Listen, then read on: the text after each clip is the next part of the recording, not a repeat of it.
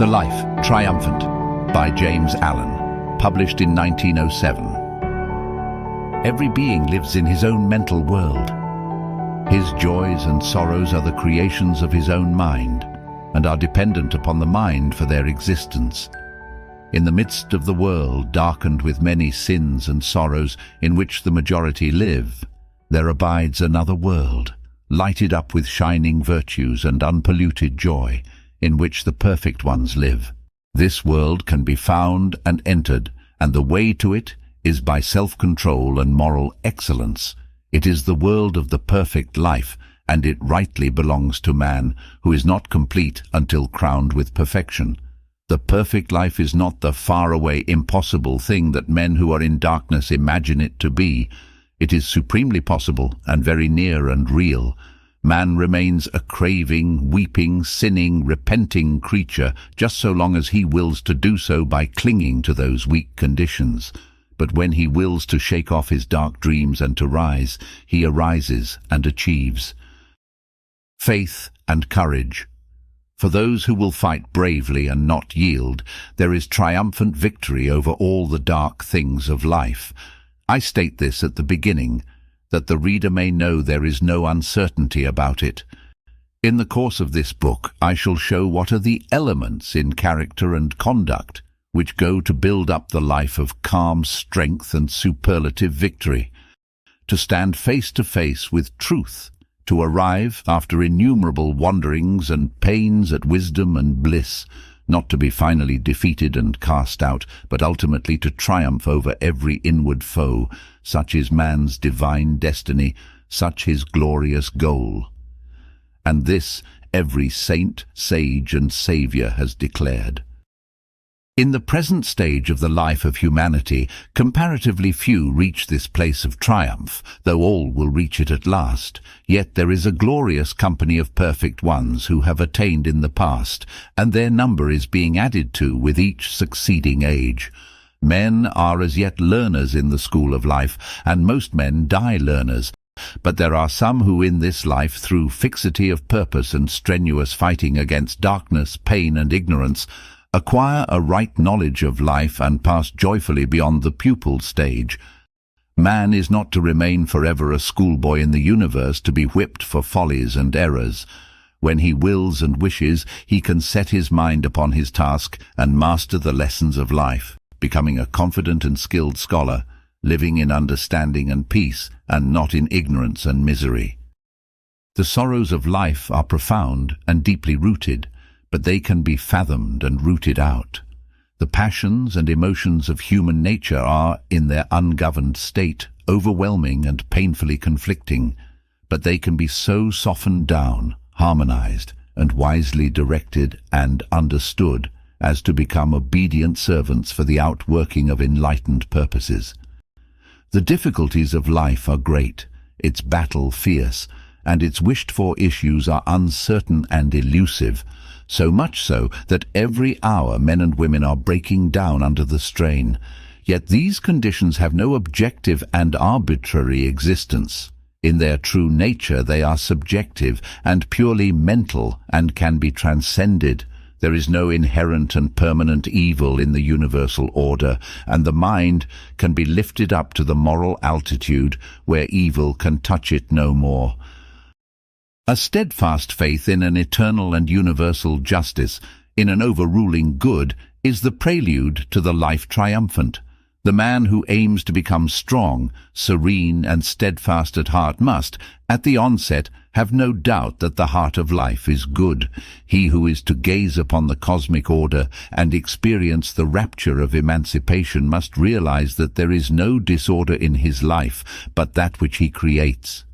This realization is difficult, so prone is the mind, in its imperfect stages, to self-pity and self-justification, but it can be attained, and must be attained by him who is to live the freed life. At first it must be believed, and the belief must be adhered to until it ripens into realization and knowledge. The sufferings of life are greatly reduced when they are accepted as disciplinary experiences, and the man of faith does so accept them.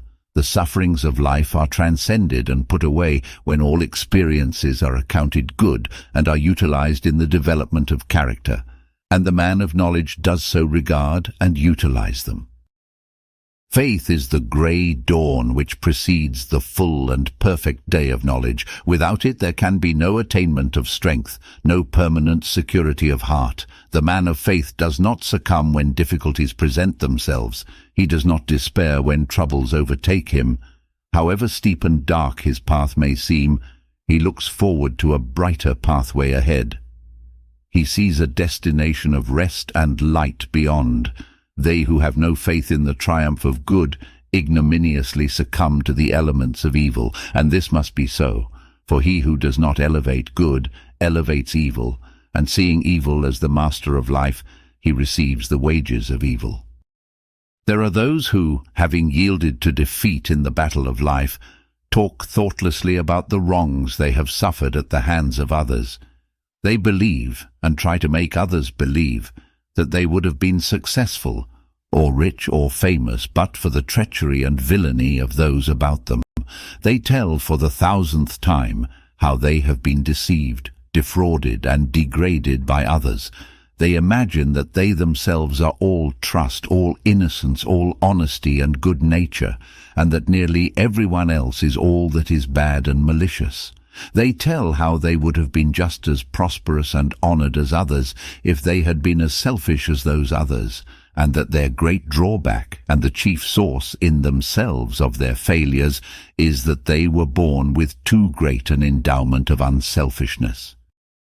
Such self-praising complainers cannot distinguish between good and evil, and their faith in human nature and the goodness of the universe is dead.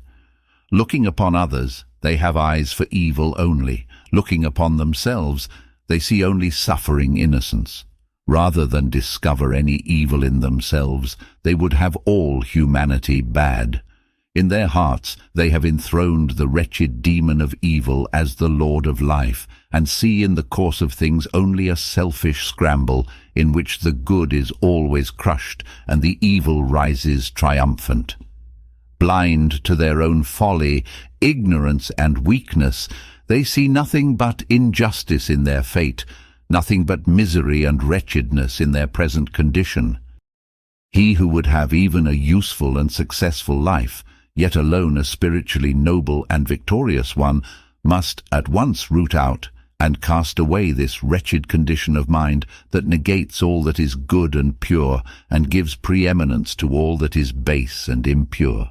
Misfortune, misery, and defeat most surely await the man who believes that dishonesty, deceit, and selfishness are the best weapons whereby to achieve a successful life.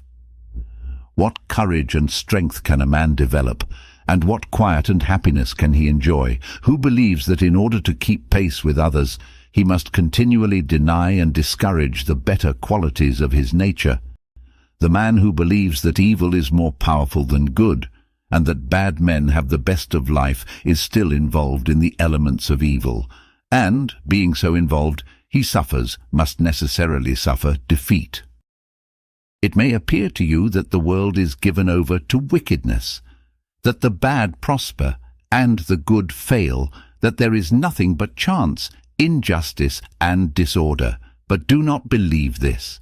Regard it as an elusive appearance. Conclude that you do not see life as it really is, that you have not yet fathomed the causes of things, and that when you can look upon life through a purer heart and a wiser mind, you will see and understand its equity.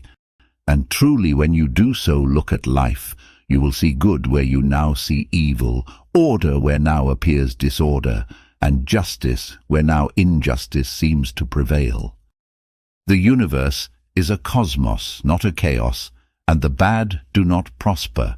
It is true there is much evil in the world, otherwise there would be no necessity for moral aims, but there is also much misery in the world, and the evil and misery are related as cause and effect.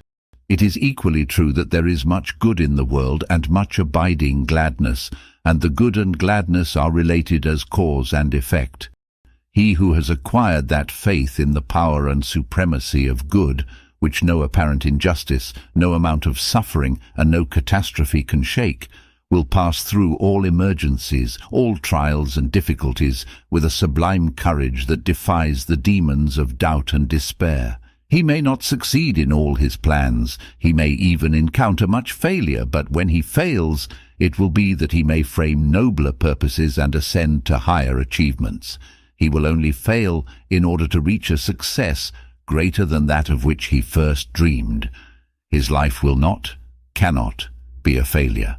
Some of its details will fail, but this will be but the breaking of weak links in the chain of character and events, in order that the whole may be made more strong and complete.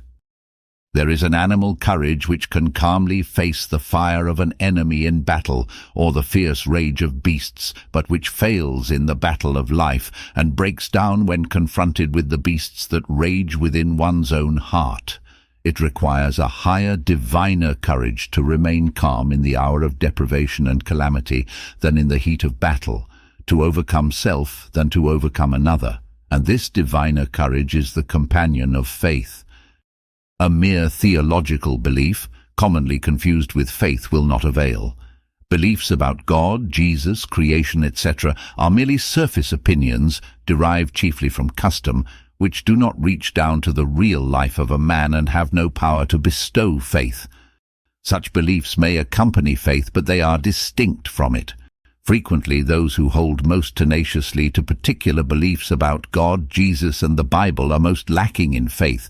That is, they give way to complaint, despondency, and grief immediately after some petty trouble overtakes them.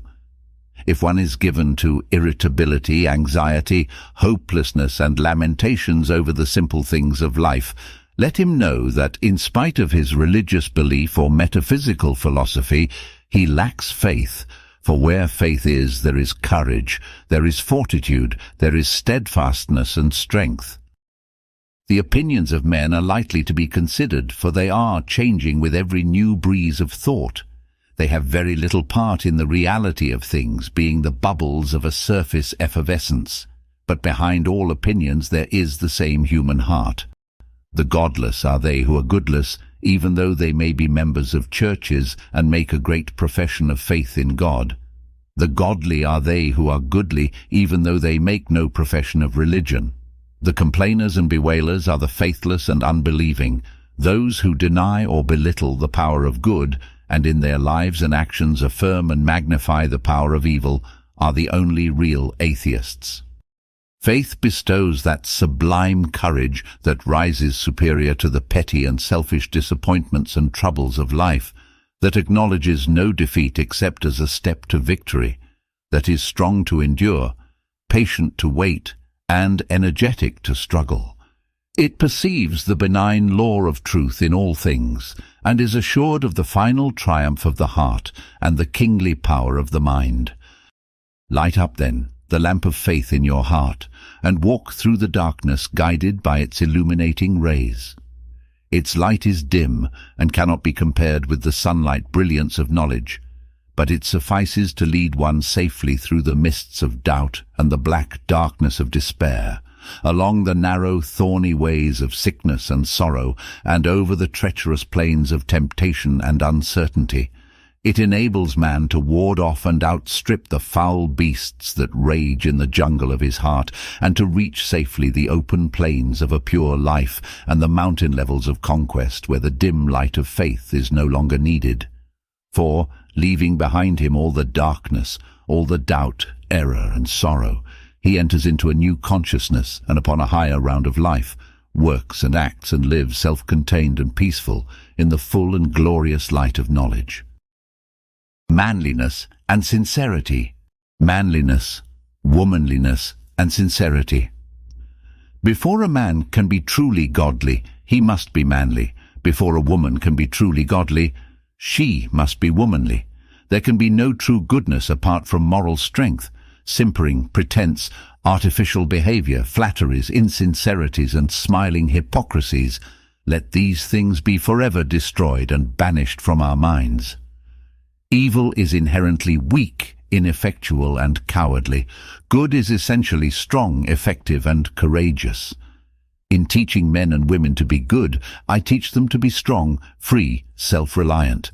They will greatly misunderstand me and the principles which I enunciate, who imagine that because I teach gentleness, purity, and patience, I teach the cultivation of an effeminate weakness. It is only the manly man and the womanly woman who can properly understand those divine qualities.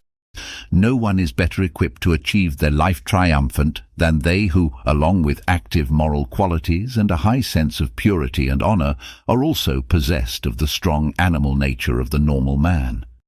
That animal force which in various forms surges within you, and which in the hour of excitement carries you blindly away, causing you to forget your higher nature and to forfeit your manly dignity and honor. That same force controlled, mastered, and rightly directed will endow you with a divine strength by which you can achieve the highest, noblest, most blissful victories of true living. The savage within you is to be scourged and disciplined into obedience. You are to be the master of your heart, your mind, yourself. Man is only weak and abject when he gives up the reins of government to the lower, instead of directing the lower by the higher. Your passions are to be your servants and slaves, not your masters. See that you keep them in their places, duly controlled and commanded, and they shall render you faithful, strong, and happy service. You are not vile. There is no part of your body or mind that is vile. Nature does not make mistakes. The universe is framed on truth. All your functions, faculties, and powers are good. To direct them rightly is wisdom, holiness, happiness. To direct them wrongly is folly, sin, and misery. Men waste themselves in excesses, in bad tempers, hatreds, gluttonies, and unworthy and unlawful pleasures, and then blame life. They should blame themselves. A man should have more self-respect than to abuse his nature in any way.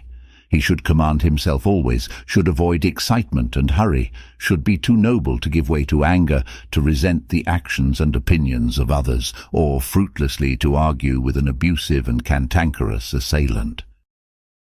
A quiet, unobtrusive, and unoffending dignity is the chief mark of a ripe and perfect manhood.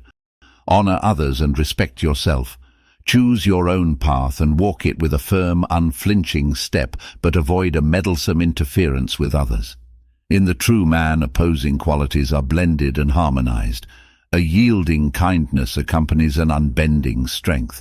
He adapts himself gently and wisely to others, without sacrificing the steadfast principles upon which his manhood is built. To have that iron strength that can go calmly to death rather than yield one jot of truth, along with that tender sympathy that can shield the weak and mistaken enemy, is to be manly with a divine manhood. Be true to the dictates of your own conscience, and respect all who do the same, even though their conscience should lead them in a direction the reverse of your own. One of the most unmanly tendencies is to pity another because he chooses opinions or religion contrary to those of oneself. Why pity a man because he is an agnostic or an atheist or a Buddhist or a Christian? Because he does not hold this opinion or that belief. Such pity should be rightly named contempt. It is the office of pity to feel for the weak, the afflicted, and the helpless. Pity never says, "I pity you." It does kind deeds. It is superciliousness that professes pity for the strong, the self-reliant, for those who have the courage to mark out their own path and to walk it boldly. Why should he be forced to hold my opinion or yours? If what I say and do appeal to his reason and conscience as right, then he will be one with me, and will work hand in hand with me. But if my work be not his work, he is nonetheless a man. He has his duty, though it not be my duty. When I meet one who is self-respecting and who dares to think for himself, I will salute him as a man, and not harbour in my heart a contemptible pity for him because, indeed, he rejects my conclusions. If we are to be responsible, self-acting beings in a law-begotten universe, let us be masters of our own wills and respect the free will of others. If we are to be strong and manly, let us be large-hearted and magnanimous. If we are to triumph over the miseries of life, let us rise superior to the pettiness of our nature. Men weep in their weakness, and cry out in misery of heart and degradation of mind. How plain, then, is the way of emancipation, how sublime the task of triumph! Be master of yourself, eliminate weakness. Exorcise the mocking fiend, selfishness, in whom is all weakness and wretchedness. Do not pander to unnatural cravings, to unlawful desires, or to morbid self-love and self-pity. Give them no quarter, but promptly stamp them out with disciplinary decision and strength. A man should hold himself, as it were, in the hollow of his hand. He should be able to take up and to lay down. He should know how to use things and not be used by them. He should neither be the helpless captive of luxury nor the whipped slave of want, but should be self-contained and self-sufficient, master of himself under all conditions. He must train and direct his will in the way of self-mastery, which is the way of obedience, obedience to the law of his nature. Disobedience to law is the supreme evil in man, the source of all his sin and sorrow. In his ignorance he imagines he can triumph over law and subdue the wills of others. He thus destroys his power. Man can triumph over his disobedience, over ignorance, sin, egotism, and lawlessness. He can conquer self, and herein lies his manly strength and divine power. He can comprehend the law of his being and obey it as a child obeys the will of its father. He can sit the crowned king of all his functions and faculties, using them wisely in unselfish service, and not as instruments of selfishness and greed. There is no bad habit that he cannot uproot, no sin that he cannot subdue, no sorrow that he cannot comprehend and conquer. Let a man then know his worth and keep things under his feet. Let him not peep or steal or skulk up and down with the air of a charity boy or an interloper in the world which exists for him. A manly self-reliance is not only compatible with, but is the accompaniment of, a divine humility. A man is only arrogant and egotistic when he usurps authority over others. He cannot claim nor exercise too great an authority over himself. Strong self-command with gentle consideration for others combine to make the truly manly man. To begin with, a man must be honest, upright, sincere. Deceit is the blindest folly. Hypocrisy is the weakest thing on earth. In trying to deceive others, a man most of all deceives himself. A man should be so free from guile, meanness and deceit as to be able to look everybody in the face with a clear, open, unflinching gaze, free from shame and confusion, and with no inward shrinking or misgivings. Without sincerity, a man is but a hollow mask, and whatsoever work he attempts to do, it will be lifeless and ineffectual. Out of a hollow vessel, nothing but the sound of hollowness can come, and from insincerity nothing but empty words can proceed. Many are not consciously hypocrites, yet fall victims thoughtlessly to little insincerities which undermine happiness and destroy the moral fabric of their character. Some of these people go regularly to their place of worship. They pray daily, year after year, for a purer heart and life, yet come from their devotions to vilify an enemy, or, worse still, to ridicule or slander an absent friend, for whom, when they meet him or her, they will have nothing but smiles and smooth words. The pitiful part of it is that they are totally unconscious of their insincerity, and when their friends desert them, they speak complainingly of the faithlessness and hollowness of the world, and of people generally, and tell you sadly that there are no true friends in this world. Truly, for such there are no abiding friendships. For insincerity, even if not seen, is felt, and those who are incapable of bestowing trust and truth cannot receive it. Be true to others, and others will be true to you. Think well of an enemy, and defend the absent friend. If you have lost faith in human nature, discover where you have gone wrong yourself. In the Confucian code of morals, sincerity is one of the 5 great virtues, and Confucius thus speaks of it. It is sincerity which places a crown upon your lives. Without it, our best actions would be valueless. The seemingly virtuous mere hypocrites, and the shining light which dazzles us with its splendor, but a poor passing gleam, ready to be extinguished by the slightest breath of passion. To be pure in mind, you must be free from self-deception. You must hate vice as you would a disagreeable odor, and love virtue as you would some beautiful object. There can be no self-respect without it, and this is why the superior man must be guarded in his hours of solitude. The worthless man secretly employs his idle moments in vicious acts, and there is no limit to his wickedness. In the presence of the pure, he plays the hypocrite and puts forward none but his good qualities. Yet how does this disguise hide him when his true character is revealed to the first scrutinizing glance? It has been said that there is a strict watch kept over that which is pointed at by many hands and gazed at by many eyes. It is in solitude, then, that the upright man has the greatest reason to be guarded. Thus, the sincere man does not do or say that which he would be ashamed of were it brought to light. His uprightness of spirit enables him to walk upright and confident among his fellow men. His presence is a strong protection, and his words are direct and powerful because they are true. Whatever may be his work, it prospers. Though he may not always please the ears of men, he wins their hearts. They rely on him, trust and honor him.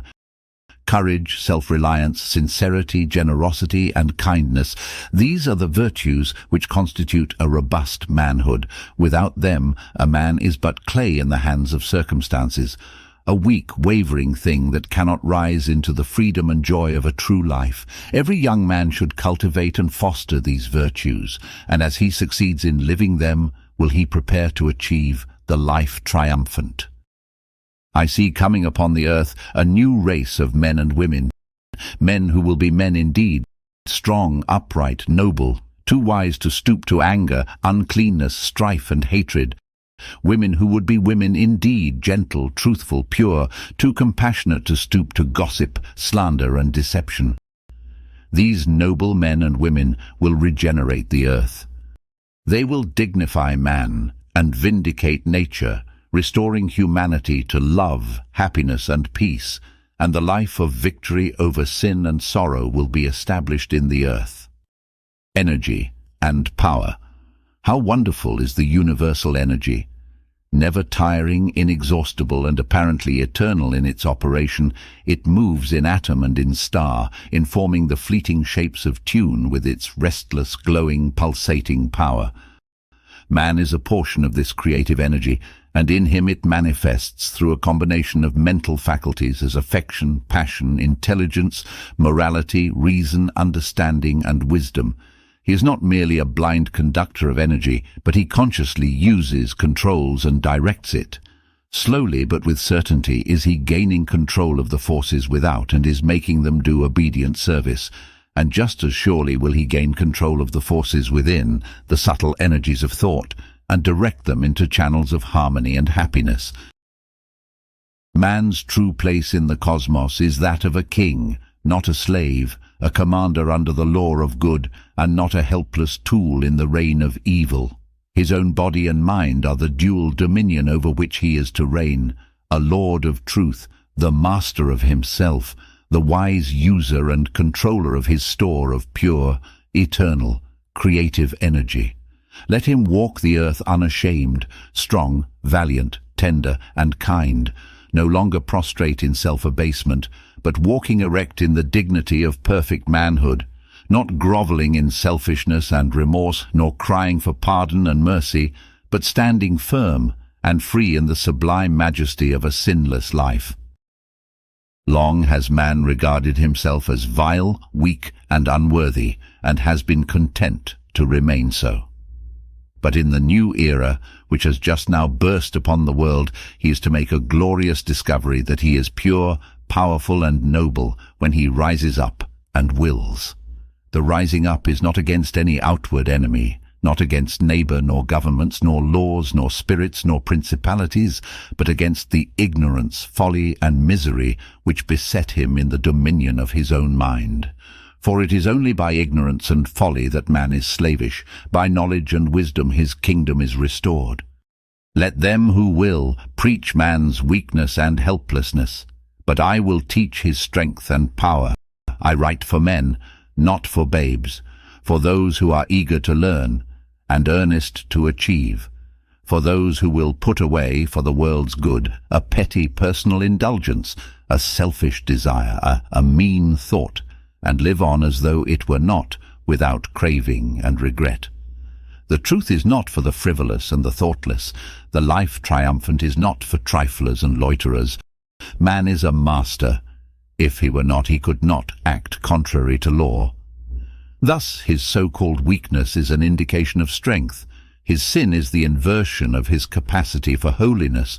For what is his weakness and sin but misdirected energy, misapplied power? In this sense, the wrongdoer is strong, not weak, but he is ignorant and exerts his strength in wrong directions instead of right, against the law of things instead of with it. Suffering is the recoil of misdirected strength. The bad man becomes good by reversing his conduct. If you are weeping over your sins, cease to commit those sins and establish yourself in their opposing virtues.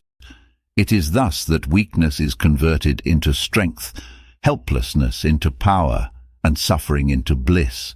By turning his energies from the old channels of vice and directing them into the new channels of virtue, the sinner becomes a saint. While the universal energy may be unlimited in particular forms, its sum is strictly limited.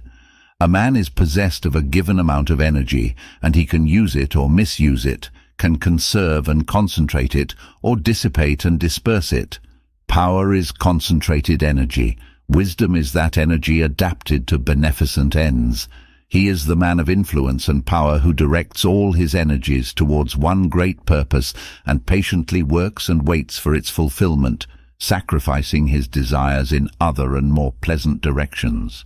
He is the man of folly and weakness who, thinking chiefly of pleasure, gratifies the desire of the hour, or follows the whim and impulse of the moment, and so drifts thoughtlessly into peevishness and poverty of mind.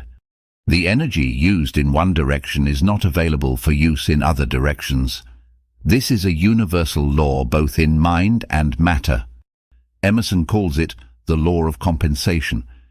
Gain in a given direction necessitates loss in its opposite direction. The force placed in one scale is deducted from the other scale. Nature is always endeavoring to strike a balance. The energy which is dissipated in idleness is not given to work. The pleasure seeker cannot also be a truth seeker. The force wasted in a fit of bad temper is drawn from the man's store of virtue, particularly the virtue of patience. Spiritually, this law of compensation is the law of sacrifice. Selfish pleasure must be sacrificed if purity is to be gained. Hatred must be yielded up if love is to be acquired. Vice must be renounced if virtue is to be embraced. Earnest men soon discover that if they are to accomplish anything that is successful, strong, and enduring in worldly, intellectual, or spiritual channels, they must curb their desires and sacrifice much that seems sweet, yea, even much that seems important. Hobbies, bodily and mental indulgences, enticing companionships, alluring pleasures, and all work that does not tend to some central purpose in his life must be sacrificed by the man of strong resolve. He opens his eyes to the fact that time and energy are strictly limited, and so he economizes the one and concentrates the other. Foolish men waste their energies in swinish ease and gluttonous indulgence, in frivolous pleasures and empty talk, in hateful thoughts and irritable outbursts of passion, in vain controversy and meddlesome interference. They then complain that many are more fortunately equipped than they are for a useful, successful, or great life, and they envy their honored neighbor who has sacrificed self to duty and has devoted all his energies to the faithful performance of the business of his life. He who is just speaks the truth and does what is his own business. Him the world will hold dear. Let a man attend to his own business, concentrating all his energies upon the perfect accomplishment of the task of his life, not stepping aside to condemn or interfere with the duties of others, and he will find life simple, strong, and happy. The universe is girt with goodness and strength, and it protects the strong and the good. Evil and weakness are self-destructive. Dissipation is annihilation. All nature loves strength. I see no inherent cruelty in the survival of the fittest. It is a spiritual as well as a natural law. The stronger qualities of the beast are the fittest to evolve a higher type. The nobler moral qualities in man are his emancipators, and it is well that they should dominate and ultimately crush out the ignoble tendencies. Most certain it is that he who gives dominion to the lower courts destruction and does not survive, either in the struggle of life without or the battle of truth within. The life given to the lower is lost to the higher. Yea, it is finally lost also to the lower, and so all is lost, for evil is ultimately nothingness. But the life given to the higher is preserved and is not lost to anything, for while it sacrifices much that the world holds precious, it does not sacrifice anything that is precious in reality. The untrue and worthless must perish, and he who consecrates himself to the good and the true is content that they should perish, and so at last he stands where sacrifice ends, and all is gain. Such a one survives in the struggle of life without, and he conquers in the battle of truth within. First, then, be strong. Strength is the firm basis on which is built the temple of the triumphant life. Without a central motive and fixed resolve, your life will be a poor, weak, drifting, unstable thing. Let the act of the moment be governed by the deep, abiding purpose of the heart. You will act differently at different times, but the act will not be wrong if the heart is right. You may fall and go astray at times, especially under great stress, but you will quickly regain yourself, and you will grow wiser and stronger thereby, so long as you guide yourself by the moral compass within, and do not throw it away to gratify indulgence and give yourself up to uncertain drifting. Follow your conscience. Be true to your convictions. Do at the moment what you regard as right, and put away all procrastination, vacillation, and fear. If you are convinced that in the performance of your duty under certain circumstances the severest measures are necessary, carry out those measures and let there be no uncertainty about it. Err on the side of strength rather than weakness. The measures you adopt may not be the best, but if they are the best you know, then your plain duty is to carry them out. By so doing, you will discover the better way if you are anxious for progress and are willing to learn. Deliberate beforehand, but in the tune of action, do not hesitate. Avoid anger and stubbornness, lust and greed. The angry man is the weak man. The stubborn man who refuses to learn or mend his ways is the foolish man. He grows old in folly, and grey hairs do not bring him reverence or honor. The sensualist has energy for pleasure only, and reserves none for manliness and self-respect. The greedy man is blind to the nobility of human nature and the glory of a true life. He spends his energies in perpetuating the miseries of hell instead of enjoying the happiness of heaven. Your strength is with you, and you can spend it in burrowing downward or in climbing upward. You can dissipate it in selfishness or conserve it in goodness. The same energy will enable you to become a beast or a god. The course along which you direct it will determine its effect. Do not think the thought, "My mind is weak," but convert weakness into strength and energy into power by redirecting your mental forces. Turn your thoughts into noble channels. Put away vain longings and foolish regrets. Abolish complaint and self-condolence, and have no dalliance with evil. Lift your face upward. Rise up in your divine strength and spurn from your mind and life all meanness and weakness. Do not live the false life of a whining slave, but live the true life of a conquering master. Self-control and happiness. When mental energy is allowed to follow the line of least resistance and to fall into easy channels, it is called weakness. When it is gathered, focused, and forced into upward and different directions, it becomes power, and this concentration of energy and acquisition of power is brought about by means of self-control. In speaking of self-control, one is easily misunderstood. It should not be associated with a destructive repression, but with a constructive expression. The process is not one of death, but of life. It is a divine and masterly transmutation in which the weak is converted into the strong, the coarse into the fine, and the base into the noble, in which virtue takes the place of vice, and dark passion is lost in bright intellectuality. The man who merely smothers up and hides away his real nature without any higher object in view than to create a good impression upon others concerning his character is practicing hypocrisy and not self-control. As the mechanic transmutes coal into gas and water into steam, and then concentrates and utilizes the finer forces for the comfort and convenience of others, so the man who intellectually practices self-control transmutes his lower inclinations into the finer qualities of intelligence and mortality, to the increase of his own and the world's happiness.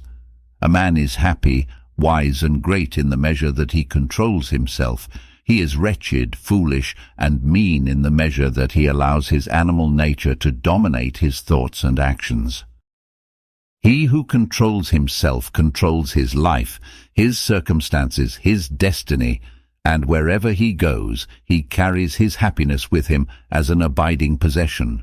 He who doesn't control himself is controlled by passions, by his circumstances and his fate, and if he cannot gratify the desire of the moment, he is disappointed and miserable. He depends for his fitful happiness on external things. There is no force in the universe which can be annihilated or lost. Energy is transformed but not destroyed. To shut the door on old and bad habits is to open it to new and better ones. Renunciation precedes regeneration. Every self-indulgence, every forbidden pleasure, every hateful thought renounced is transformed into something more purely and permanently beautiful. Where debilitating excitements are cut off, there spring up rejuvenating joys.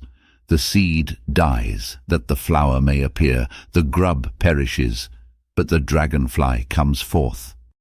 Truly, the transformation is not instantaneous, nor is the transition a pleasant and painless process. Nature demands effort and patience as the price of growth. In the march of progress, every victory is contested with struggle and pain, but the victory is achieved and it abides. The struggle passes, the pain is temporary only. To demolish a firmly fixed habit, to break up a mental tendency that has become automatic with long use, and to force into birth and growth a fine characteristic or lofty virtue, to accomplish this necessitates a painful metamorphosis, a transitional period of darkness, to pass through which patience and endurance are required. This is where men fail. This is where they slip back into their old, easy, animal ruts, and abandon self-control as too strenuous and severe. Thus, they fall short of permanent happiness, and the life of triumph over evil is hidden from their eyes. The permanent happiness which men seek in dissipation, excitement, and abandonment to unworthy pleasure is found only in the life which reverses all this, the life of self-control. So far as a man deviates from perfect self-command, just so far does he fall short of perfect happiness. He sinks into misery and weakness, the lowest limit of which is madness, entire lack of mental control, the condition of irresponsibility. In so far as a man approximates to perfect self-command, just so near does he approach to perfect happiness and rise into joy and strength. So glorious are the possibilities of such divine manhood that no limit can be set to its grandeur and bliss. If a man will understand how intimately, yea, how inseparably self-control and happiness are associated, he has but to look into his own heart and upon the world around to find there the joy-destroying effects of uncontrolled tendencies. Looking upon the lives of men and women, he will perceive how the hasty word, the bitter retort, the act of deception, the blind prejudice and foolish resentment bring wretchedness and even ruin in their train. Looking into his own life, what days of consuming remorse, of restless anxiety and of crushing sorrow rise up before his mind, periods of intense suffering through which he has passed through lack of self-control. But in the right life, the well-governed life, the victorious life, All these things pass away. New conditions obtain, and purer, more spiritual instruments are employed for the achievements of happy ends. There is no more remorse, because there is no more wrongdoing. There is no more anxiety, because there is no more selfishness. There is no more sorrow, because truth is the source of action. The much desired thing which self pursues with breathless and uncontrolled eagerness, yet fails to overtake, comes unbidden and begs to be admitted to him who works and waits in perfect self-command. Hatred, impatience, greed, self-indulgence, vain ambitions and blind desires, the instruments by which self shapes its ill-finished existence. What clumsy tools they are, and how ignorant and unskilful are they who employ them. Love, patience, kindness, self-discipline, transmuted ambitions, and chastened desires, instruments of truth, by which is shaped a well-finished existence. What perfect tools they are, and how wise and skilful are they who use them. Whatsoever is gained by feverish haste and selfish desire is attained in fuller measure by quietness and renunciation. Nature will not be hastened. She brings all perfection in due season. Truth will not be commanded. He has his conditions and must be obeyed. Nothing is more superfluous than haste and anger. A man has to learn he cannot command things, but that he can command himself, that he cannot coerce the wills of others, but that he can mold and master his own will, and things serve him who serve truth. People seek guidance of him who is master of himself. It is a little understood, yet simple and profound truth that the man who cannot command himself under the severest external stress is unfit to guide others or to control affairs. It is the fundamental principle in the moral and political teachings of Confucius that, before attempting to govern affairs, a man should learn to govern himself. Men who habitually give way under pressure to hysterical suspicions, outbursts of resentment and explosions of anger, are unfit for weighty responsibilities and lofty duties, and usually fail sooner or later even in the ordinary duties of life, such as the management of their own family or business. Lack of self-control is foolishness, and folly cannot take precedence over wisdom. He who is learning how to subdue and control his turbulent, wandering thoughts is becoming wiser every day. Though for a time the temple of joy will not be completed, he will gather strength in laying its foundations and building its walls, and the day will come when, like a wise master builder, he will rest at peace in the beautiful habitation which he has built. Wisdom inheres in self-control, and in wisdom is pleasantness and peace. The life of self-control is no barren deprivation, no wilderness of monotony. Renunciation there is, but it is a renunciation of the ephemeral and false in order that the abiding and true may be realized. Enjoyment is not cut off, it is intensified. Enjoyment is life, it is the slavish desire for it that kills. Is there anywhere a more miserable man than he who is always longing for some new sensation? Is there anywhere a more blessed being than he who, by self-control, is satisfied, calm, and enlightened? Who has most of physical life and joy, the glutton, the drunkard, and the sensualist, who lives for pleasure only, or the temperate man who holds his body in subjection, considering its needs and obeying its uses? I was once eating a ripe, juicy apple as it came from the tree, and a man near me said, "I would give anything if I could enjoy an apple like that." I asked, "Why can't you?" His answer was, "I have drunk whiskey and smoked tobacco until I have lost all enjoyment in such things." In pursuit of elusive enjoyments, men lose the abiding joys of life. And as he who controls his senses has most of physical life, joy and strength, so he who controls his thoughts has most of spiritual life, bliss and power. For not only happiness, but knowledge and wisdom also are revealed by self-control. As the avenues of ignorance and selfishness are closed, the open gates of knowledge and enlightenment appear. Virtue attained is knowledge gained. The pure mind is an enlightened mind. He has well-being who controls himself well. I hear men speak of the monotony of goodness. If looking for things in the spirit which one has given up in the letter were goodness, then indeed would it be monotonous. The man of self-control does not merely give up his base pleasures, he abandons all longing for them. He presses forward and does not look back, and fresh beauties, new glories, sublimer vistas await him at every step. I am astonished at the revelations which lie hidden in self-control. I am captivated by the infinite variety of truth. I am filled with joy at the grandeur of the prospect. I am gladdened by its splendor and its peace. Along the way of self-control there is the joy of victory, the consciousness of expanding and increasing power, the acquisition of the imperishable riches of divine knowledge, and the abiding bliss of service to humankind. Even he who travels only a portion of the way will develop a strength, achieve a success, and experience a joy which the idle and the thoughtless cannot know. And he who goes all the way will become a spiritual conqueror. He will triumph over all evil and will blot it out.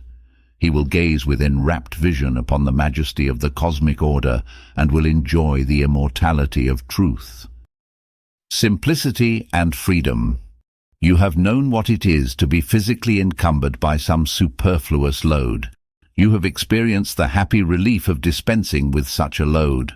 Your experience illustrates the difference between a life burdened with a complexity of desires, beliefs, and speculations, and one rendered simple and free by the satisfaction of its natural needs and a calm contemplation of the facts of existence, eliminating all argument and speculation.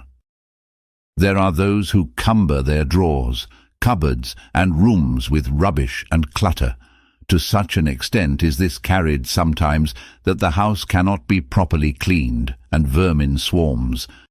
There is no use for the rubbish, but they will not part with it, even though by so doing they would also get rid of the vermin. But they like to think that it is there, like to feel that they have got it, especially if they are convinced that nobody else has its like. They reason that it may be of some use some day, or it may become valuable, or it brings up old associations which they occasionally resuscitate and take a paradoxical pleasure in sorrowing over. In a sweet, methodical, well-managed house, such superfluities, bringing with them dirt, discomfort and care, are not allowed to accumulate. Or should they have accumulated, they are gathered up and consigned to the fire and the trash bin when it is decided to cleanse and restore the house, and give it light, comfort, and freedom. In a like manner, men hoard up in their minds mental rubbish and clutter, cling tenaciously to it and fear its loss, insatiate desires, thirsty cravings for unlawful and unnatural pleasures, conflicting beliefs about miracles, gods, angels, demons, and interminable theological complexities. Hypothesis is piled upon hypothesis, speculation is added to speculation until the simple, beautiful, all-sufficient facts of life are lost to sight and knowledge beneath the metaphysical pile. Simplicity consists in being rid of this painful confusion of desires and superfluity of opinions, and adhering only to that which is permanent and essential. And what is permanent in life? What is essential? Virtue alone is permanent, character is essential. So simple is life when it is freed from all superfluities and rightly understood and lived, that it can be reduced to a few unmistakable, easy to understand, though hard to practice principles. And all great minds have so simplified life. Buddha reduced it to 8 virtues, in the practice of which he declared that men would acquire perfect enlightenment. And these 8 virtues he reduced to 1, which he called compassion. Confucius taught that the perfection of knowledge was contained in 5 virtues, and these he expressed in one which he called reciprocity, or sympathy. Jesus reduced the whole of life to the principle of love. Compassion, sympathy, love, these 3 are identical.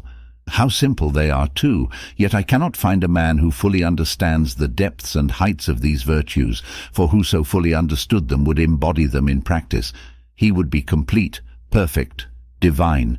There would be nothing lacking in him of knowledge, virtue, and wisdom. It is only when a man sets earnestly to work to order his life in accordance with the simple precepts of virtue that he discovers what piles of mental rubbish he has hoarded up and which he is now compelled to throw away. The exactions, too, which such a course of conduct make upon his faith, endurance, patience, kindness, humility, reason, and strength of will are, until the mind approaches the necessary condition of purity and simplicity, painful in their severity. The clearing out process, whether of one's mind, home, or place of business, is not a light and easy one, but it ends in comfort and repose. All complexities of detail, whether in things material or mental, are reducible to a few fundamental laws or principles, by virtue of which they exist and are regulated. Wise men govern their lives by a few simple rules. A life governed by the central principle of love will be found to be divinely consistent in all its details. Every thought, word, act will fall into proper place, and there will be no conflict and confusion.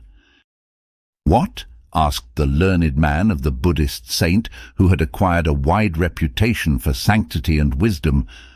"What is the most fundamental thing in Buddhism?" The saint replied, "The most fundamental thing in Buddhism is to cease from evil and to learn to do good." "I did not ask you," said the learned man, "to tell me what every child of 3 knows. I want you to tell me what is the most profound, the most subtle, and the most important thing in Buddhism." "The most profound, the most subtle, the most important thing in Buddhism," said the saint, "is to cease from evil and to learn to do well. It is true that a child of 3 may know it, but grey-haired old men fail to put it into practice." The commentator then goes on to say that the learned man did not want facts. He did not want truth. He wanted to be given some subtle metaphysical speculation which would give rise to another speculation, and then to another and another, and so afford him an opportunity of bringing into play the wonderful intellect of which he was so proud.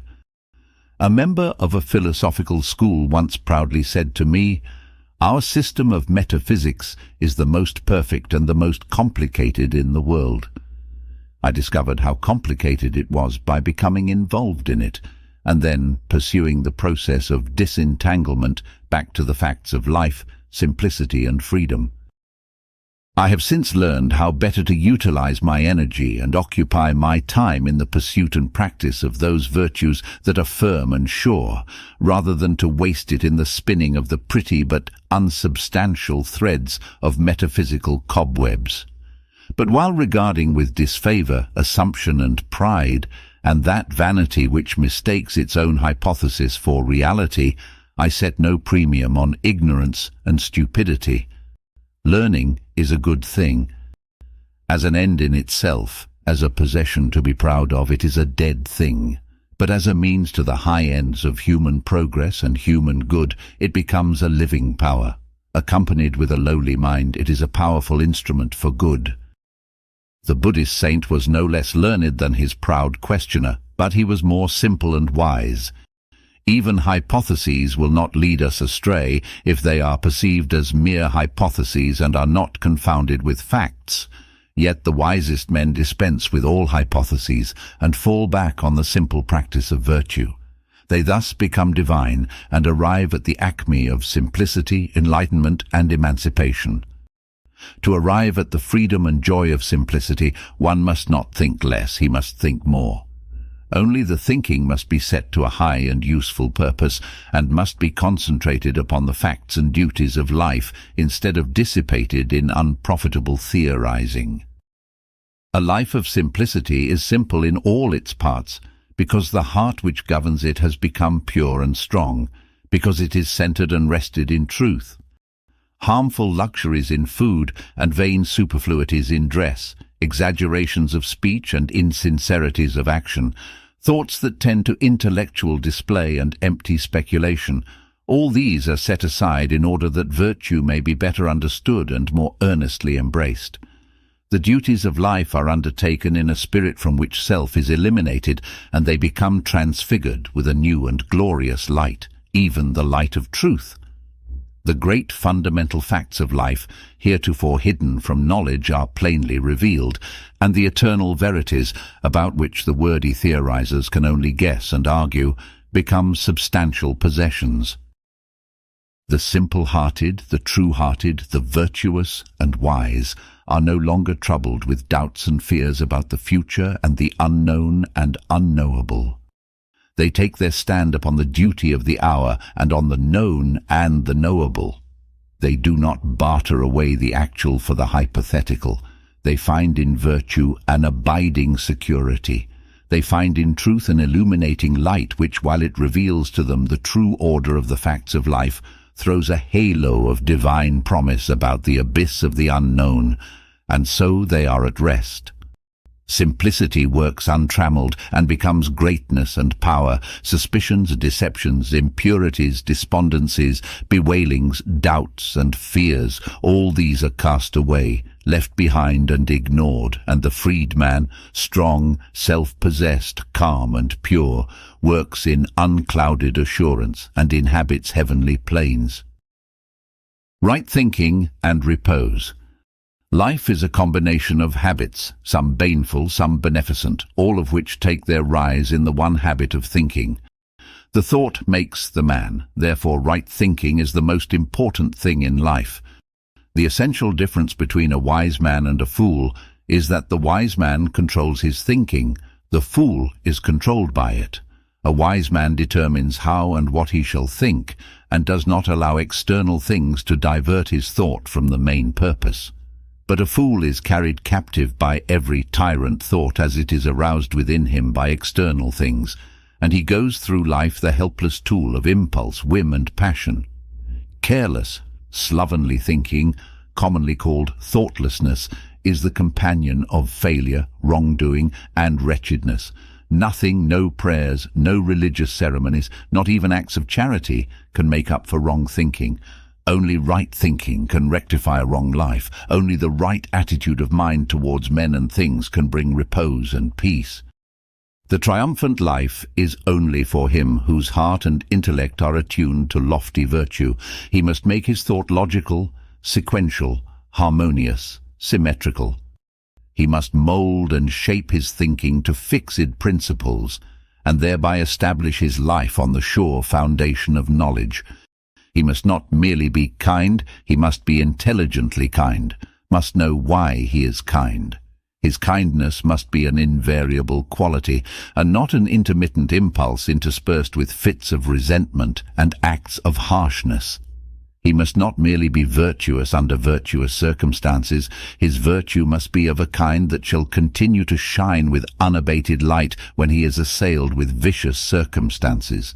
He must not allow himself to be hurled from the throne of divine manhood by the shocks of fate or the praise and blame of those around him. Virtue must be his abiding habitation, his refuge from the whirlwind and the storm. And virtue is not only of the heart, it is of the intellect also, and without this virtue of the intellect, the virtue of the heart is imperiled. Reason, like passion, has its vices. Metaphysical speculations are the riot of the intellect, as sensuality is the riot of the affections.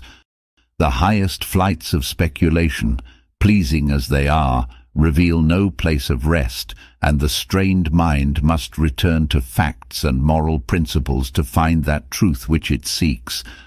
As the soaring bird returns for refuge and rest to its nest in the rock, so must the speculative thinker return to the rock of virtue for surety and peace. The intellect must be trained to comprehend the principles of virtue and to understand all that is involved in their practice.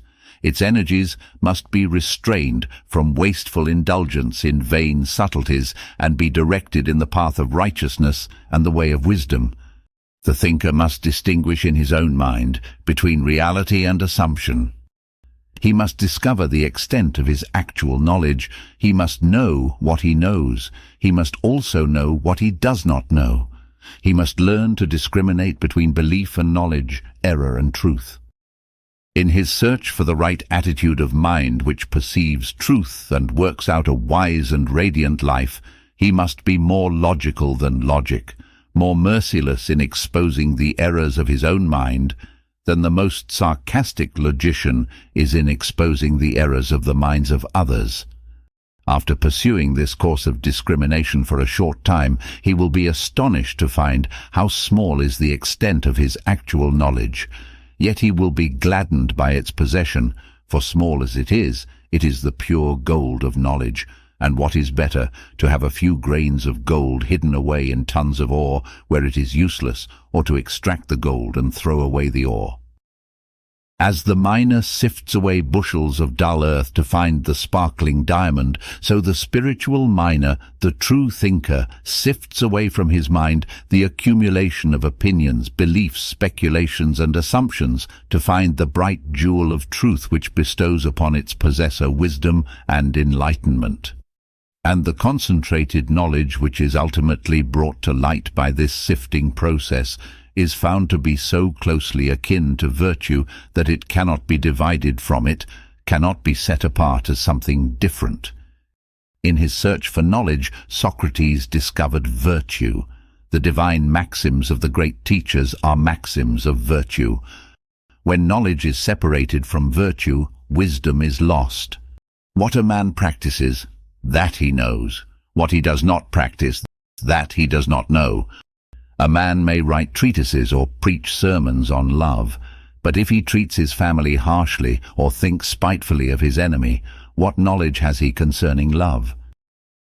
In the heart of the man of knowledge there dwells a silent and abiding compassion that shames the fine words of the noisy theorist. He only knows what peace is, whose heart is free from hatred, who lives in peace with all. Cunning definitions of virtue only serve to deepen ignorance when they proceed from vice-stained lips. Knowledge has a deeper source than the mere memorizing of information. That knowledge is divine, which proceeds from acquaintance with virtue. The humility which purges the intellect of its empty opinions and vain assumptions also fortifies it with a searching insight and invincible power. There is a divine logic which is indistinguished from love. The reply, "He that is without sin among you, let him cast the first stone," is unanswerable logic. It is also perfect love. The wrong thinker is known by his vices. The right thinker is known by his virtues. Troubles and unrest assail the mind of the wrong thinker, and he experiences no abiding repose. He imagines that others can injure, snub, cheat, degrade, and ruin him. Knowing nothing of the protection of virtue, he seeks the protection of self and takes refuge in suspicion, spite, resentment, and retaliation, and is burnt in the fire of his own vices. When slandered, he slanders in return. When accused, he recriminates. When assailed, he turns upon his adversary with double fierceness. "I have been treated unjustly," exclaims the wrong thinker, and then abandons himself to resentment and misery.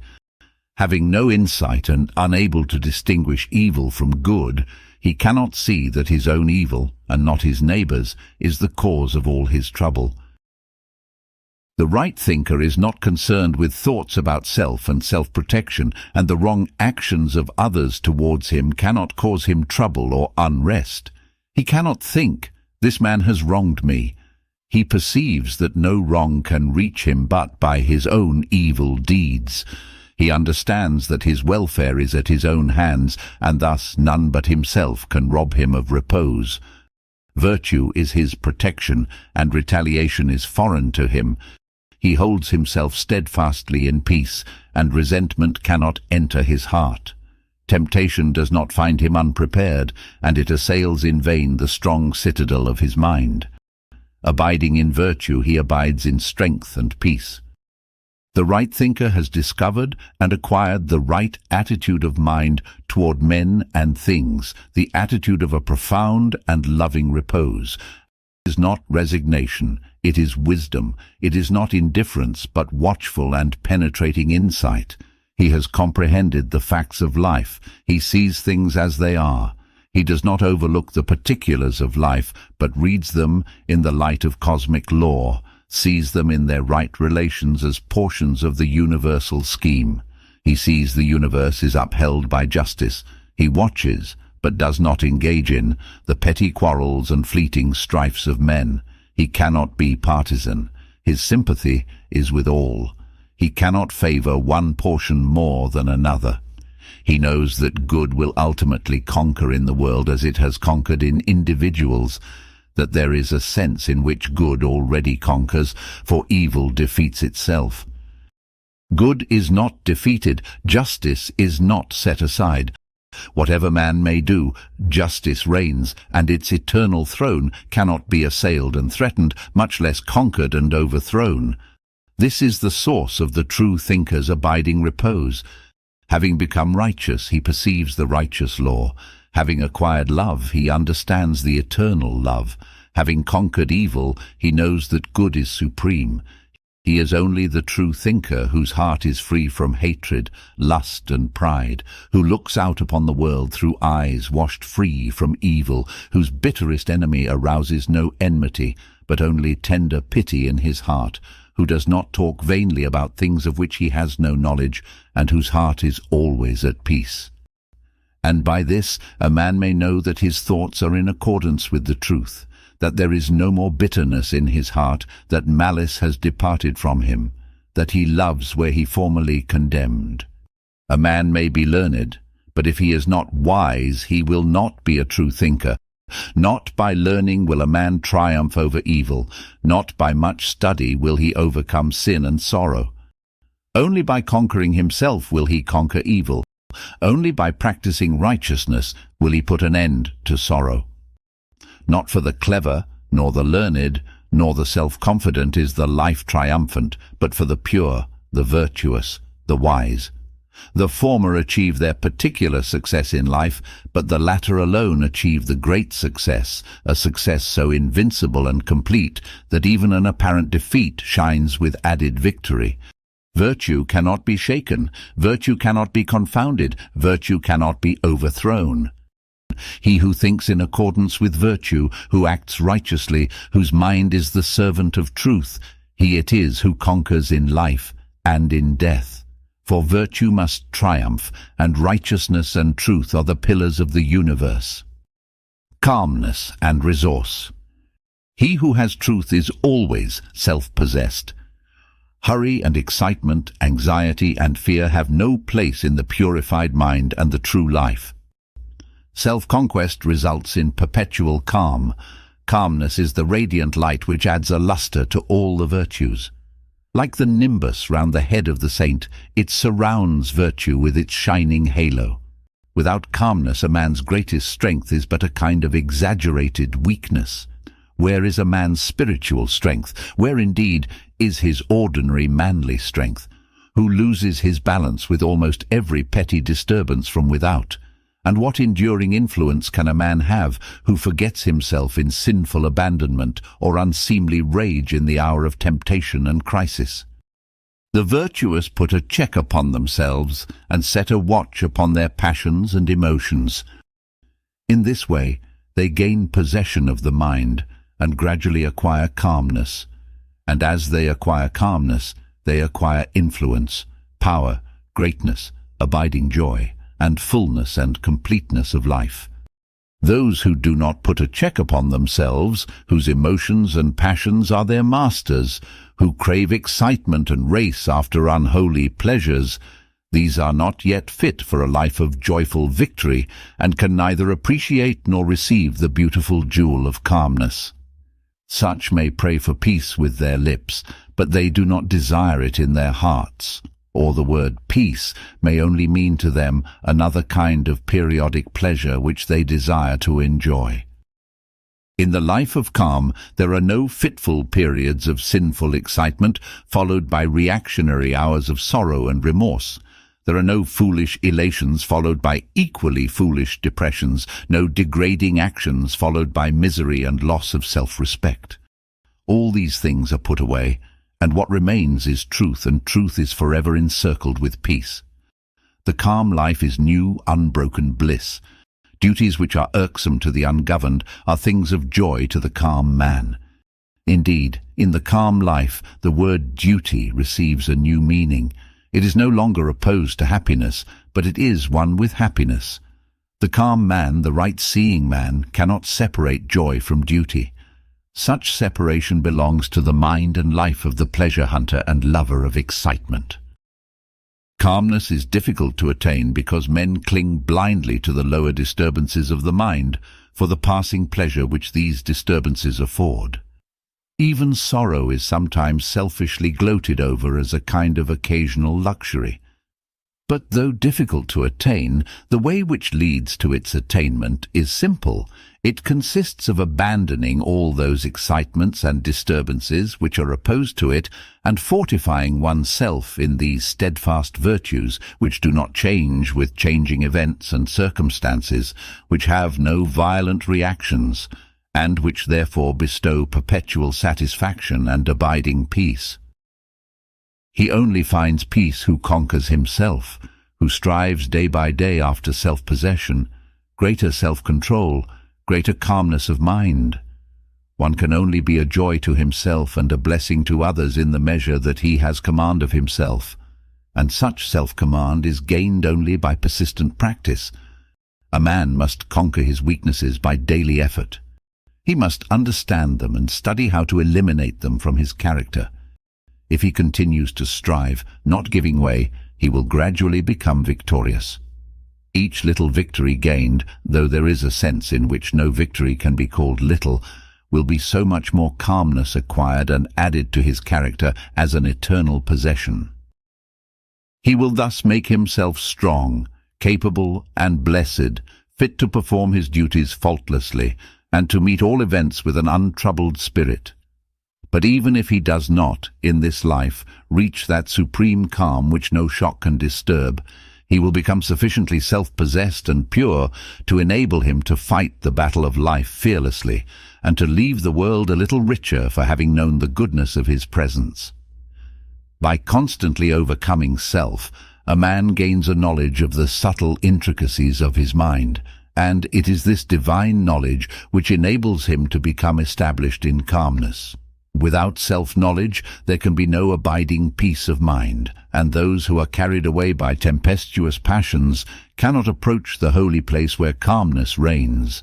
The weak man is like one who, having mounted a fiery steed, allows it to run away with him and carry him whithersoever it wills. The strong man is like one who, having mounted the steed, governs it with a masterly hand and makes it go in whatever direction and at whatever speed he commands. Calmness is the crowning beauty of a character that has become, or is becoming, divine, and is restful and peace-giving to all who come in contact with it. Those who are still in their weakness and doubt find the presence of the calm mind restful to their troubled minds, inspiring to their faltering feet, and rich with healing and comfort in the hour of sorrow. For he who is strong to overcome self is strong to help others. He who has conquered soul weariness is strong to help the weary on the way. That calmness of mind, which is not disturbed or overthrown by trials and emergencies, or by the accusations, slanders and misrepresentations of others, is born of great spiritual strength. It is the true indication of an enlightened and wise understanding. The calm mind is the exalted mind. Divinely gentle and externally strong is that man who does not lose his serenity, nor forget his peace when falsehoods and indignities are heaped upon him. Such calmness is the perfect flower of self-control. It has been slowly and laboriously gained by patiently passing through the fires of suffering, by subjecting the mind to a long process of purification. The calm man has discovered the spring of both happiness and knowledge within himself, and it is a spring that can never run dry. His powers are at his full command, and there is no limit to his resources. In whatever direction he employs his energies, he will manifest originality and power, and this is so because he deals with things as they are, and not with mere opinions about things. If he has any opinions left, he is no longer enamored of them, but sees them as they are, mere opinions, and therefore of no intrinsic value. He has abolished egotism, and by obedience to law has become one with the power in nature and the universe. His resources are untrammeled by selfishness, his energies unhindered by pride. There is a sense in which he has ceased to regard anything as his own. Even his virtues belong to truth, and not exclusively to his person. He has become a conscious principle of cosmic power, and is no longer a mean, dwarfed thing, seeking petty personal ends. And having put away self, he has put away the greed, the misery, the troubles and fears which belong to self. He acts calmly and accepts all consequences with equal calmness. He is efficient and accurate and perceives all that is involved in any undertaking. He does not work blindly. He knows that there is no chance of favor. The mind of the calm man is like the surface of a still lake. It reflects life and the things of life truly, whereas the troubled mind, like the troubled surface of the lake, gives back a distorted image of all things which fall upon it. Gazing into the serene depth within him, the self-conquered man sees a just reflection of the universe. He sees the cosmic perfection, sees the equity in his own lot. Even those things which are regarded by the world as unjust and grievous, and which formerly appeared so to him, are now known to be the effects of his own past deeds, and are therefore joyfully accepted as portions of the perfect whole. Thus, his calmness remains with him, with its illimitable fund of resource in joy and enlightenment. The calm man succeeds where the disturbed man fails. He is fit to deal with any external difficulty who has successfully grappled with the most intricate difficulties and problems within his own heart. He who has succeeded in governing the within is best equipped to govern the without. The calm mind perceives a difficulty in all its bearings and understands best how to meet it. The disturbed mind is the lost mind. It has become blind, seeing not whither to go, but only feeling its own unhappiness and fear. The resources of the calm man are superior to all incidents which may befall him. Nothing can alarm him, nothing can find him unprepared, nothing can shake his strong and steadfast mind. Wheresoever duty may call him, there will his strength manifest itself. There will his mind, free from the frictions of self, exhibit its silent and patient power. Whether he be engaged in things worldly or things spiritual, he will do his work with concentrated vigor and penetrating insight. Calmness means that the mind is harmoniously adjusted, perfectly poised. All its extremes, once so antagonistic and painful, are reconciled, merged into one grand central principle with which the mind has identified itself. It means that the runaway passions are tamed and subjected. The intellect is purified and the will is merged into the cosmic will. That is, it is no longer centered upon narrow personal ends, but is concerned with the good of all. A man is not wholly victorious until he is perpetually calm. While passing things disturb him, his understanding is unripe, his heart is not altogether pure. A man cannot advance in the triumph of life while he flatters and deceives himself. He must awake and be fully alive to the fact that his sins, sorrows and troubles are of his own making and belong to his own imperfect condition. He must understand that his miseries have their root in his own sins and not in the sins of others. He must strive after calmness as the covetous man strives after riches, and he must not rest satisfied with any partial attainment. He will thus grow in grace and wisdom, in strength and peace, and calmness will descend upon his spirit as the refreshing dew descends upon the flowers. Where the calm mind is, there is strength and rest, there is love and wisdom. There is one who has fought successfully innumerable battles against self, who after long toil in secret against his own failings has triumphed at last. Insight and nobility.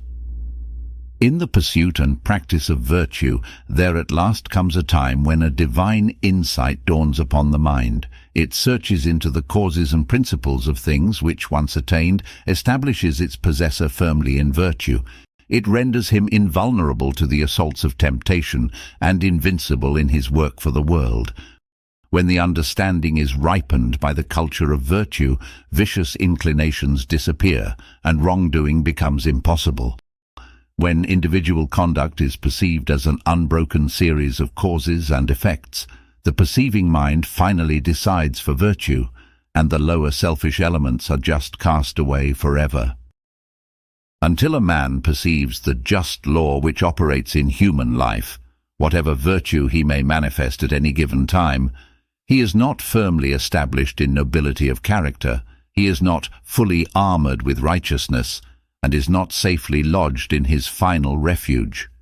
Not having acquired that perfect insight which knows good and evil, and which perceives the effects of all deeds, both good and bad, he breaks down when assailed by temptation at those points in his character which are not well fortified, those which have so far dimmed his spiritual insight and barred him from perfect vision.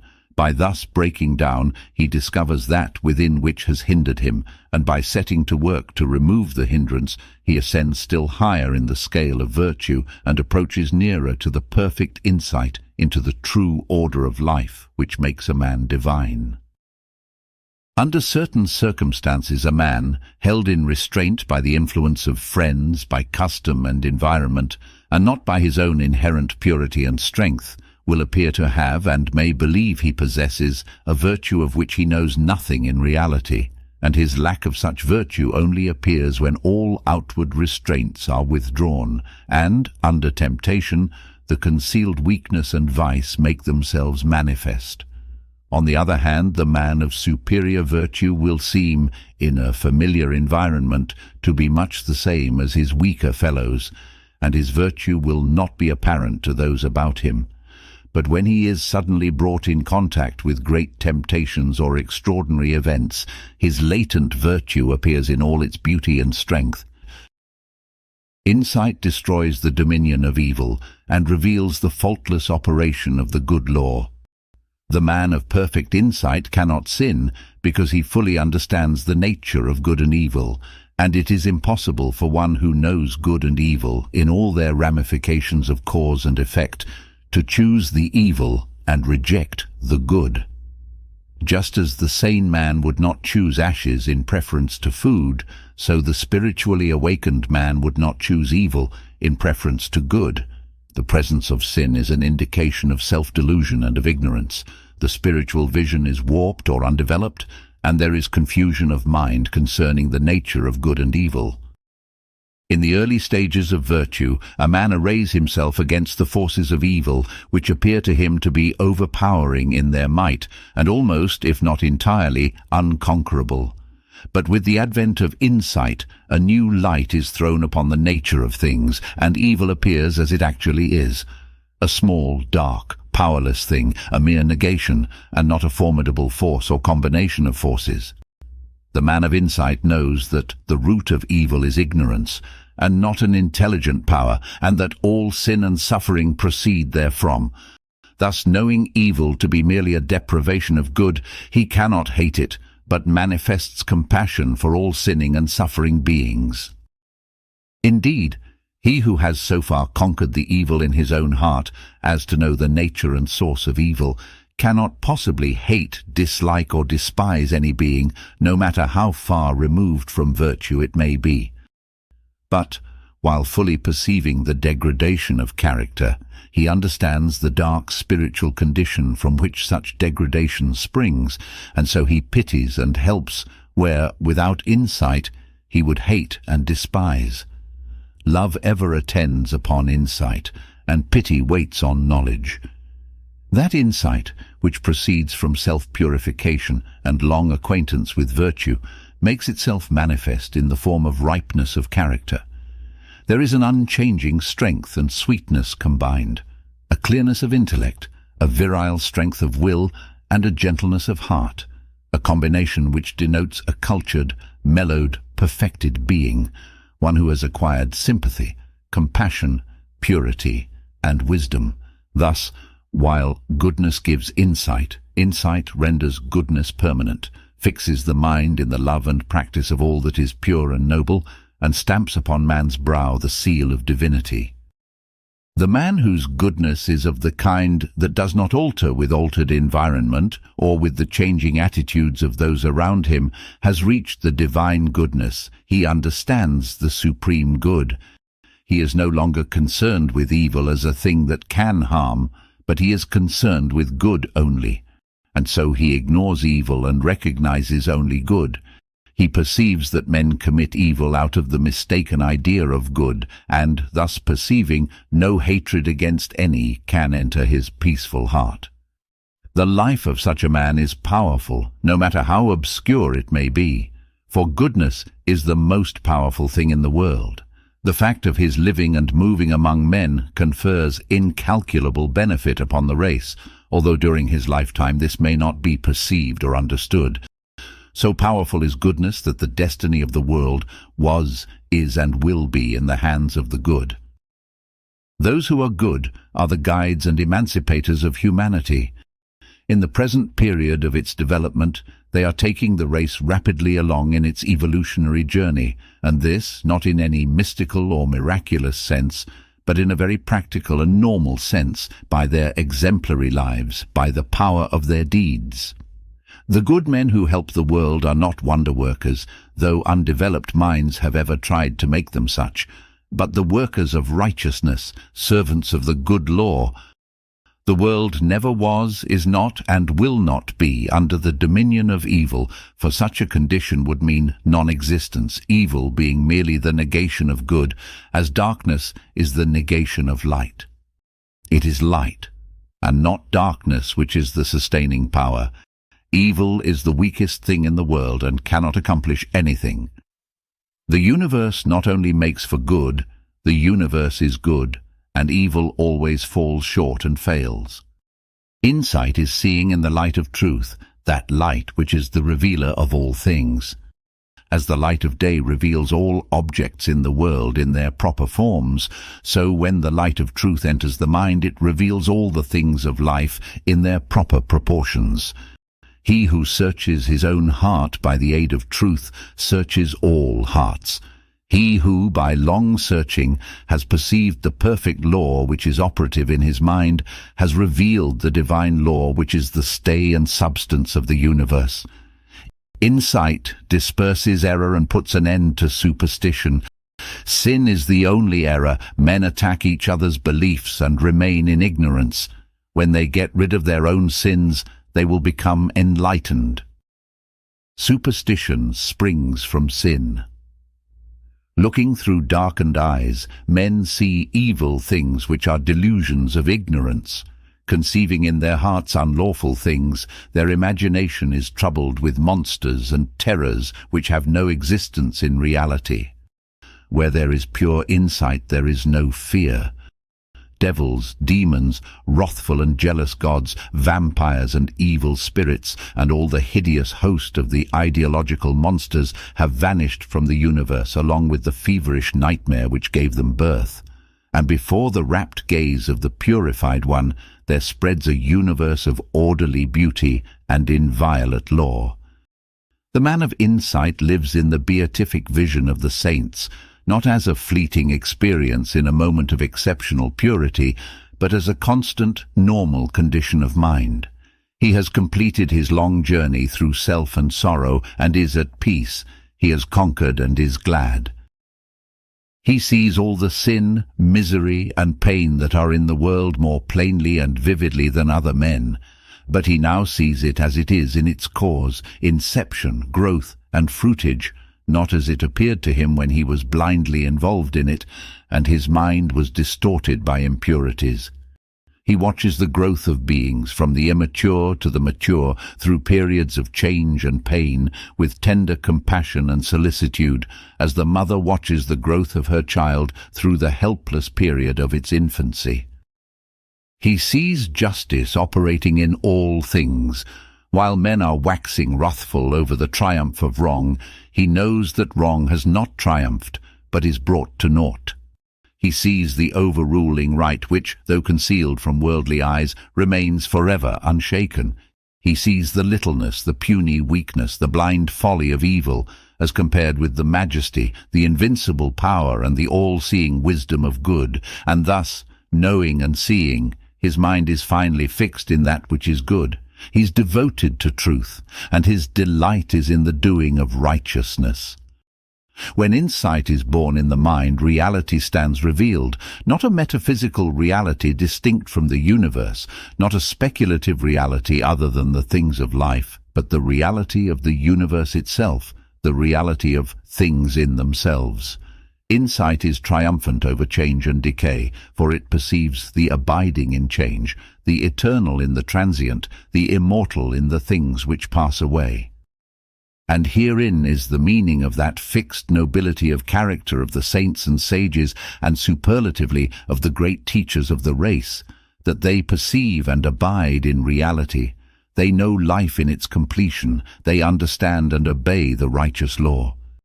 Having conquered self, they have conquered all delusions, have triumphed over sin, they have triumphed over sorrow. Having purified themselves, they see the perfect cosmos. He who chooses the right, the pure, the good, and clings to them through all misunderstandings, insults, and defeat, reaches at last the place of insight, and his eyes open upon the world of truth. Then his painful discipline is ended. The lower conditions no more affect him or cause him sorrow. Purity and joy abide with him, and the universe again rejoices in the triumph of good and hails another conqueror. Man, the master. By the mastery of self, a distinct form of consciousness is evolved which some would call divine. It is distinguished from that ordinary human consciousness which craves personal advantages and gratifications on the one hand and is involved in remorse and sorrow on the other. This divine consciousness concerns itself with humanity and the universe, with eternal verities, with righteousness, wisdom and truth, and not with pleasures, protection and preservation of the personality. Not that personal pleasure is destroyed, but that it is no longer craved and sought, it no longer takes a foremost place. It is purified, and it is received as the effect of right thought and action, and is no longer an end in itself. In divine consciousness there is neither sin nor sorrow. Even the sense of sin has passed away, and the true order and purpose of life being revealed, no cause is found for lamentation. Jesus called this state of consciousness the kingdom of heaven. Buddha named it nirvana. Lao Tzu's term for it was Tao. Emerson refers to it as the oversoul, and Dr. Booker calls it cosmic consciousness in his valuable work bearing that title. The ordinary human consciousness is self-consciousness. Self, the personality, is placed before everything else. There are ceaseless anxieties and fears concerning the self. Its possible loss is thought to be the most grievous calamity, and its eternal preservation the most important thing in the universe. In divine consciousness all this has passed away. Self has disappeared. Therefore there can be no more fears and anxieties concerning the self, and things are considered and known as they are, and not as they afford pleasure or cause pain to self, not as self wishes them to be for its own temporal or eternal happiness. The self-conscious man is subject to desire. The divinely conscious man is master of desire. The former considers what is pleasant or unpleasant, the latter acts from the righteous law without reference to pleasure or pain. The race is passing through self-consciousness to divine consciousness, through the slavery of self, with its sense of sin and shame, to the freedom of truth, with its sense of purity and power. The great teachers and saviors of the race have already attained. In former existences, they have already passed through all forms of self-consciousness, and now, having subjugated self, have become divinely conscious. They have reached the summit of evolution on this earth, and have no further need to be reborn in the self-conscious form. They are masters of life. Having conquered self, they have acquired the supreme knowledge. Some of them are worshipped as God because they manifest a wisdom and a consciousness which is quite distinct from the normal self-consciousness of humanity, and which is therefore regarded with and surrounded by incomprehensible mystery. Yet, in this divine consciousness there is no mystery, but on the contrary, a transparent simplicity which becomes apparent when the confusions of self are dispersed. Divinely conscious man is the master of self. He obeys truth and not self. He He curbs and directs his inclinations and is conscious of a growing power over sin and sorrow. He sees that there is a way out of these conditions by the path of self-mastery. He needs no theologies to aid him, but exerts himself in right doing and is gladdened by a sense of victory and increasing purity and power. When his mastery is complete, he has no inclinations but those which accord with truth. He has then become the conqueror of sin and is no longer subject to sorrow. Enlightened, wise, and ever more peaceful and happy is he who has subjected, overcome, and cast out the turbulent self that reigned within. The tempests of sorrow do not chill him, the cares and troubles which beset man pass him by, and no evil thing overtakes him. Secure in divine virtue, no enemy can overthrow him, no foe can do harm. Kind and peaceful, no person, power, nor place can rob him of repose. Man has no enemy but self, no darkness but ignorance, no suffering but that which springs from the insubordinate elements of one's own nature. No man is truly wise who is involved in likes and dislikes, wishes and regrets, desires and disappointments, sins and sorrow. All these conditions belong to the self-conscious state and are indications of folly, weakness and subjection. He is truly wise who, in the midst of worldly duties, is always calm, always gentle, always patient. He accepts things as they are and does not wish nor grieve, desire nor regret. These things belong to the divinely conscious state, the dominion of truth, and are indications of enlightenment, strength and mastery. He who does not desire riches, fame or pleasures, who enjoys what he has, yet does not lament when it is taken from him, he is indeed wise. He who desires riches, fame and pleasure, who is discontented with what he has, yet laments when it is taken from him, he is indeed foolish. Man is fitted for conquest, but the conquest of territory will not avail. He must resort to the conquest of self. The conquest of territory renders man a temporal ruler, but the conquest of self makes him an eternal conqueror. Man is destined for mastery, not the mastery of his fellow men by force, but the mastery of his own nature by self-control. The mastery of his fellow men by force is the crown of egotism, but the mastery of self by self-control is the crown of humility.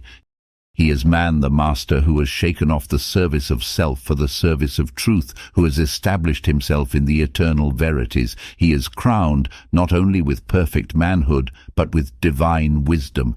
He has overcome the disturbances of the mind and the shocks of life. He is superior to all circumstances. He is the calm spectator, but no longer the helpless tool of events. No more a sinning, weeping, repenting mortal. He is pure, rejoicing, upright, immortal. He perceives the course of things with a glad and peaceful heart, a divine conqueror, master of life and death. Knowledge and victory. Faith is the beginning of the triumphant life, but knowledge is its consummation. Faith reveals the way, but knowledge is the goal. Faith suffers many afflictions. Knowledge has transcended affliction. Faith endures, knowledge loves. Faith walks in darkness, but believes. Knowledge acts in light and knows. Faith inspires to effort, knowledge crowns effort with success. Faith is the substance of things hoped for, knowledge is the substance of those things possessed. Faith is the helpful staff of the pilgrim, knowledge is the city of refuge at the journey's end. Without faith there will be no knowledge, but when knowledge is acquired, the work of faith is finished. The life triumphant is a life of knowledge, and by knowledge is meant not book learning, but life learning, not superficial facts committed to memory, but the deep facts and truths of life, grasped and comprehended. Apart from this knowledge there is no victory for man, no rest for his weary feet, no refuge for his aching heart. There is no salvation for the foolish except by becoming wise. There is no salvation for the sinful except by becoming pure. There is no liberation for man from the turmoil and troubles of life, but through divine knowledge reached by the pathway of a pure and blameless life. Nowhere is there permanent peace except in an enlightened condition of mind, and a pure life and an enlightened mind are identical. But there is salvation for the foolish because wisdom can be acquired. There is salvation for the sinful because purity can be embraced. There is liberation for all men from the troubles and turmoil of life because whosoever wills to do so, whether rich or poor, learned or unlearned, can enter the lowly way of blamelessness, which leads to perfect knowledge. And because of this, that there is deliverance for the captives and victory for the defeated, there is rejoicing in the high places, and the universe is glad. The man of knowledge, being victorious over himself, is victorious over sin, over evil, over all the disharmonies of life. Out of the old mind marred by sin and sorrow, he has framed a new mind glorified by purity and peace. He has died out of the old world of evil, and is reborn in a new world where love and faultless law prevail, where evil is not, and he has become deathless in immortal good. Anxiety and fear, grief and lamentation, disappointment and regret, wretchedness and remorse, these things have no part in the world of the wise. They are the shadowy inhabitants of the world of self, and cannot live, nay, they are seen to have no substantiality in the light of wisdom. The dark things of life are the dark conditions of a mind not yet illuminated by the light of wisdom. They follow self as the shadow of substance.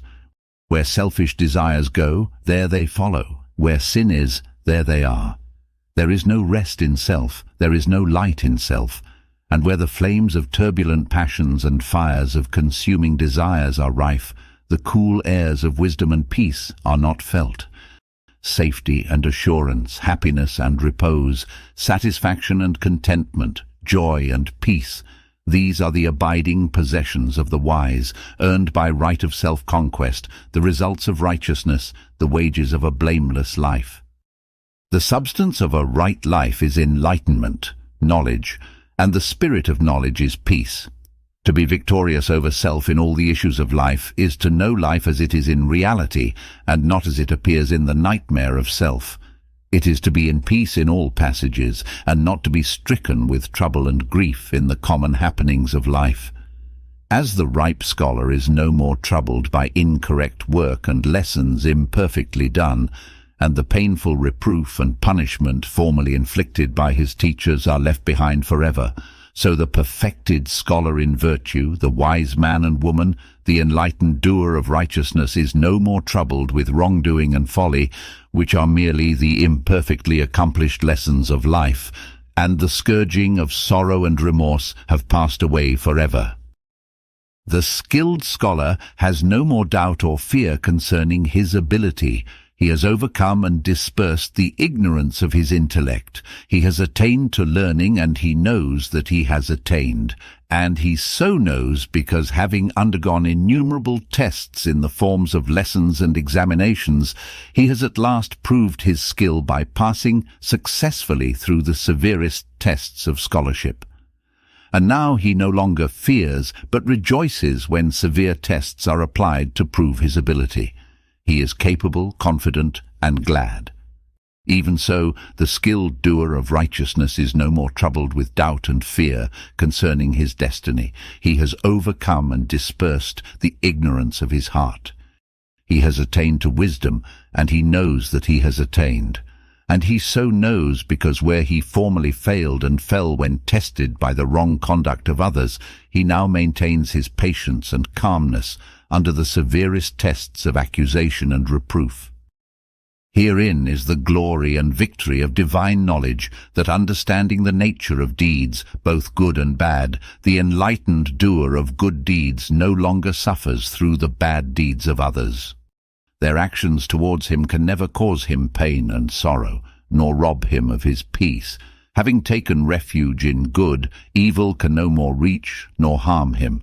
He returns good for evil and overcomes the weakness of evil by the power of good. The man who is involved in bad deeds imagines that the bad deeds of others are powerful to do him injury and are filled with grievous harm against him. He is stung with pain and overwhelmed with sorrow, not for his own bad deeds, for these he does not see, but for the wrong deeds of others. Involved in ignorance, he has no spiritual strength, no refuge, and no abiding peace. The man victorious over self is the true seer. He is not the seer of spirits or supernatural phenomena, for such seeing is narrow and illusory. He is the seer of life as it is, both in its particular aspects and in its divine principles. The seer of the spiritual universe of cosmic law, cosmic love, and cosmic liberty. The man of knowledge and victory who has shaken off the painful dreams of self has awakened with a new vision which beholds a new and glorified universe. He is the seer of the eternal and is blessed with perfect love and endless peace.